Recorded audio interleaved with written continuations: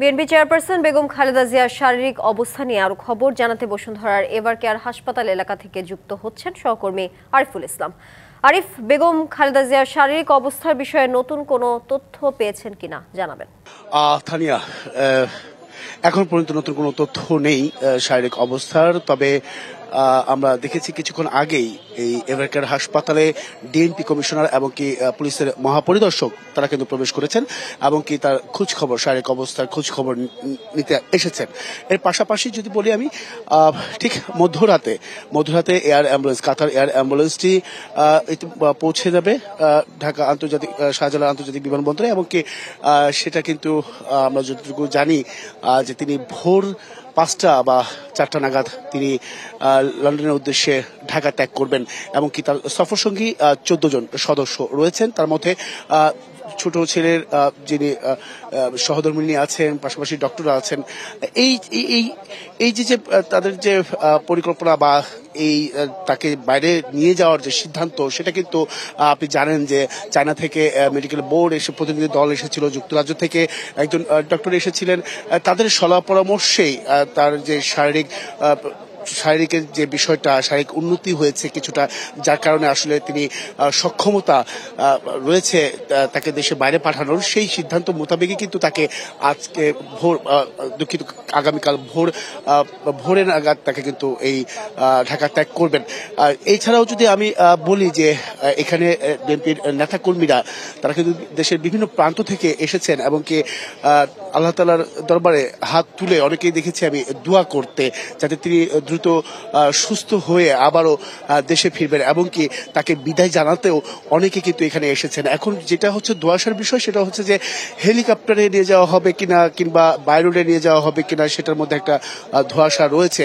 সেই বিষয়গুলো হয়তোবা আমরা পরবর্তীতে কোনো সূত্রের মাধ্যমে বা তথ্যের মাধ্যমে সেই বিষয়গুলো হয়তো বা তুলে ধরার চেষ্টা করতে পারবো। তাছাড়া আরেকটি বিষয় জানিয়ে রাখি যে তার যে যাত্রা, সেই যাত্রাকে কেন্দ্র করে মূলত আপনি জানেন যে ইতিমধ্যেই এসএসএফ এর 7 সদস্য এবং কি পিজিআর এর 5 সদস্য, মোট 12 জন সদস্য তার কেভিনে, 4 তলা যে কেভিন, সেই কেভিনের সামনে তিনি নিরাপত্তার যে বলয় সেটা কিন্তু রাখা হয়েছে।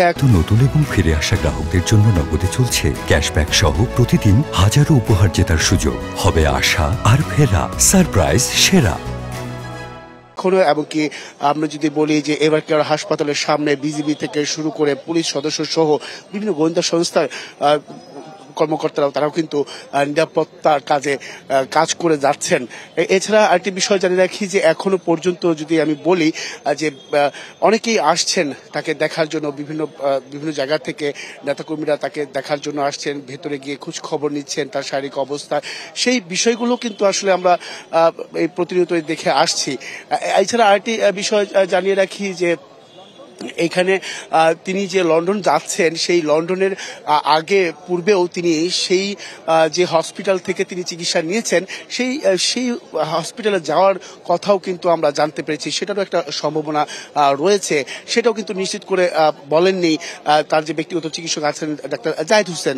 এছাড়া আরেকটি বিষয় যে তার এই যাত্রাকে কেন্দ্র করে আমি যদি বলি, যেহেতু ভোর 5টা বা 4টা নাগাদ তিনি হয়তোবা এখান থেকে রওনা দেবেন, আর সেক্ষেত্রে আরেকটি ধোঁয়াশা, সেটা হচ্ছে যে এখানে বিমানবন্দরের সড়ক রয়েছে বা অন্য যে কোন রাস্তা দিয়ে যাবে, অন্য কোনো বিকল্প রাস্তা রয়েছে কিনা, সেইটাও কিন্তু একটা ধোঁয়াশার মধ্যে রয়েছে। তো এখানে সকল গণমাধ্যম কর্মীরা তারা কিন্তু এই শারীরিক অবস্থার সবশেষ তথ্য পেতে কিন্তু বসে আছেন এবং কি আমরা যতটুকু জানতে পেরেছি যে এখন সেই শারীরিক অবস্থার যে সবশেষ পরিস্থিতি, সেটা কিন্তু আমরা বেলা 12টায় কিন্তু আমরা তার ব্যক্তিগত চিকিৎসকের কাছ থেকে জানতে পেরেছি। তো অবশ্যই এর পরবর্তীতে যদি সেই ধরনের কোনো তথ্য থাকে, তার শারীরিক অবস্থার কি অবস্থা রয়েছে, কি চিকিৎসা চলছে, সেই বিষয়গুলো হয়তো বা পরবর্তীতে আমরা জানানোর চেষ্টা করবো। তাই এই ছিল এখান থেকে সবশেষ। তানিয়া,